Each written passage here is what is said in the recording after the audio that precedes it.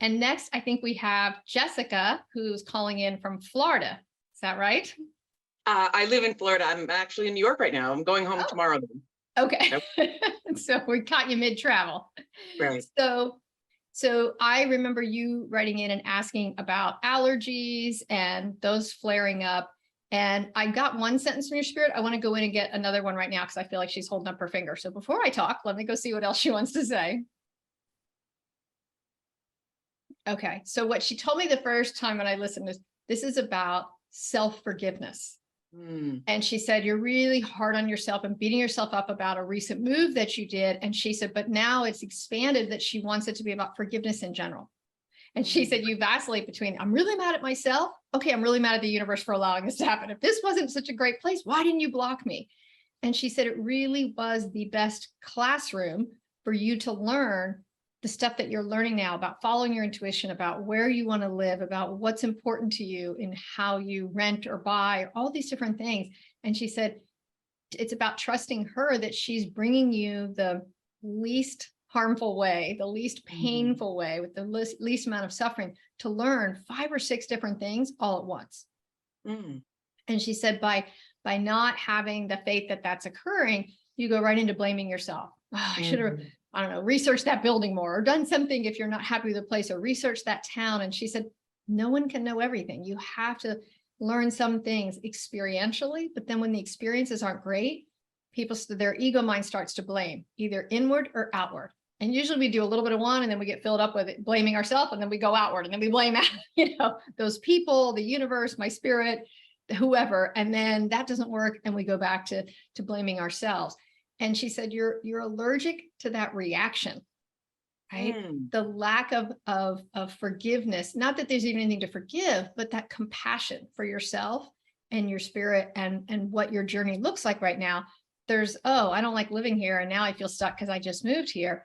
But trusting nothing's permanent. This is a big, powerful place of lessons for you. And that you're going to come out of that on the other side wiser and deeper and more compassionate for yourself and other people who feel like they're in the midst of one of their mistakes. Right. And we meet those people every week, right? So oh my God, why did I take that job? Marry that person, divorce that person, whatever it is. And having compassion for a person in the throes of it versus judgment. Well, you're right. Your boss is a jerk, or you're right. Just instead to go, I bet there's some good, juicy stuff here.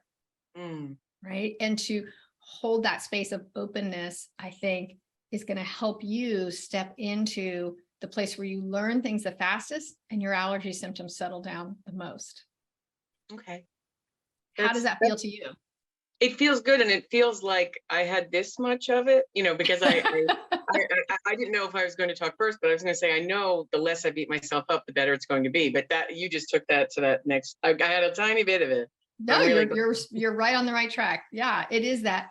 And we all beat ourselves up, and that voice in our head that's so critical gets normalized because we've been doing it for so long and we're so good at it. Right? So I think sometimes we don't even question it. It's just so automatic to, I must have screwed up, or somebody else must have screwed up.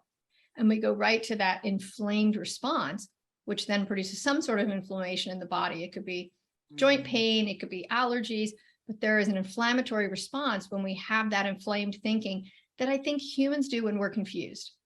When you watch an animal and it's confused, when I was a dog trainer, when I talked to somebody who used to train dolphins, when they're confused, they just kind of go, and they sit back. And when humans are confused, they do that for about a second and then they start yelling, right? This is ridiculous and this is unfair. Why are you asking me this? Right? It's a projection of upset. Yeah. Because I think our feeling is, if I don't get this right, bad things are going to happen. If I'm confused, I'm going to mess up and be humiliated. And so we jump right to because I'm confused, bad things will happen. And we have this big reaction. Does that make sense?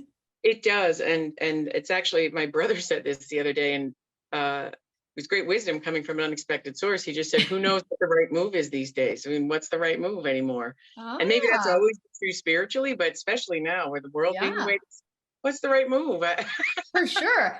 Well, and I hear that with people. I have some corporate clients who are executives in big banks, and they're pretty high up, and they're saying, we're all just kind of walking around like this at the highest levels of banks. Like, we have no idea what's going on. We don't even know what to advise people because we don't understand this economy. It's unprecedented. And so nobody really does know what's going on. And so I think when we can have compassion for ourselves of like, I'm going to try to make the best decision I can, given what I do know and what my intuition can let me feel, and then have grace.